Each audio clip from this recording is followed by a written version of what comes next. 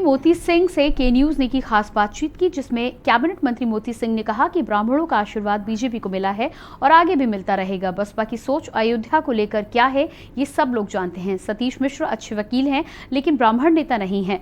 उन्हें तो संस्कृत का श्लोक भी बोलना नहीं आता। उनके अयोध्या जाने या ब्राह्मण सम्मेलन करने से कोई अंतर नहीं आने वाला। को आगे बढ़ाने के लिए बसपा सुप्रीमो ने ब्राह्मणों से शंख बजवाने की तैयारी की है। आइए बात करते हैं। यूपी सरकार के कैबिनेट मंत्री मोती सिंह हमारे साथ हैं।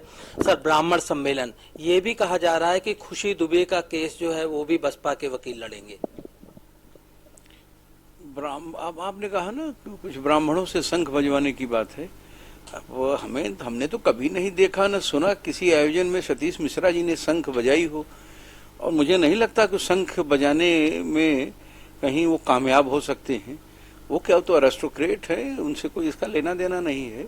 जहां तक ब्राह्मण का सवाल है, हम भारतीय जनता पार्टी के लोग सर्व समाज, सर्व धर्म, सबका साथ सबका विकास हो, इसमें विश्वास करते हैं।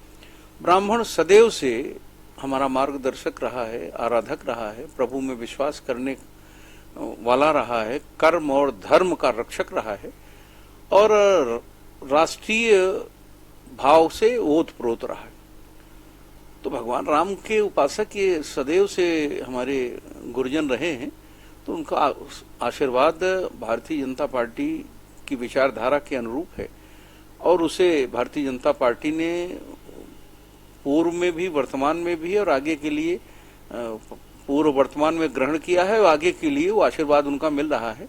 इसलिए सतीश मिश्रा जी और बहन मायावती जी अनावश्यक हमारे ऐसे परिवार को बदनाम करने की कोशिश न करें।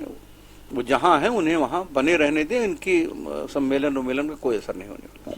कहा यह भी जा रहा है कि सरकार से ब्राह्मण नाराज है और यही वजह है, चाहे बहुजन समाज पार्टी की बात करें या तमाम अन्य पार्टियों की बात करें, लगातार जो है वो ब्राह्मणों को रिझाने में लगी हुई है। खासतौर पे अगर आम आदमी पार्टी की बात करें तो आम आदमी पार्टी भी मैदान में है।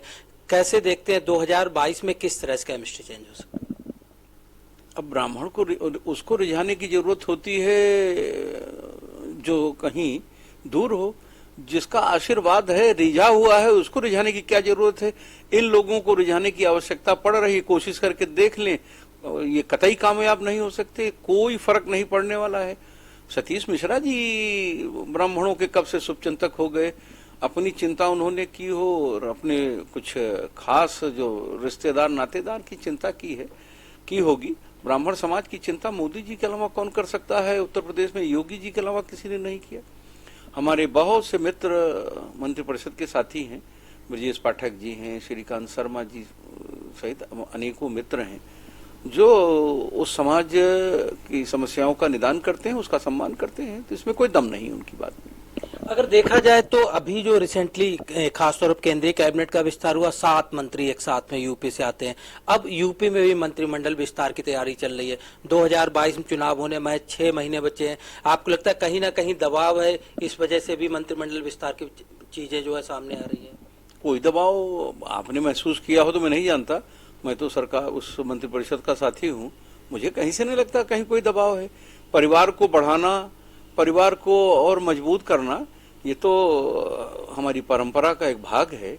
उत्तर प्रदेश के 7 मंत्री भारत सरकार में हुए तो कोई एक जाति के, एक धर्म के तो हुए नहीं, सर्व समाज के हुए।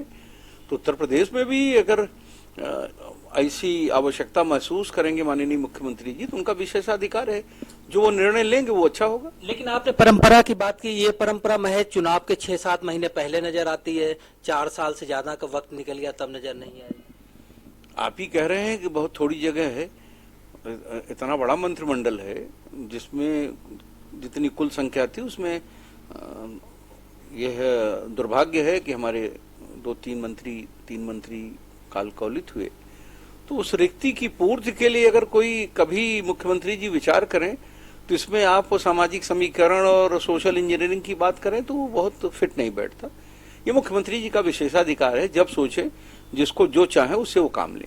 बात करने के लिए शुक्रिया। तो ये थे मोती सिंह जो साफ तौर पे कह रहे थे कि ब्राह्मण हमेशा से ही बीजेपी के साथ रहा है, मार्गदर्शक रहा है, और ब्राह्मण को कोई भी रिझाने का प्रयास करे ऐसा नहीं हो सकता, क्योंकि लगातार ब्राह्मणों का सहयोग पार्टी को मिलता रहा है।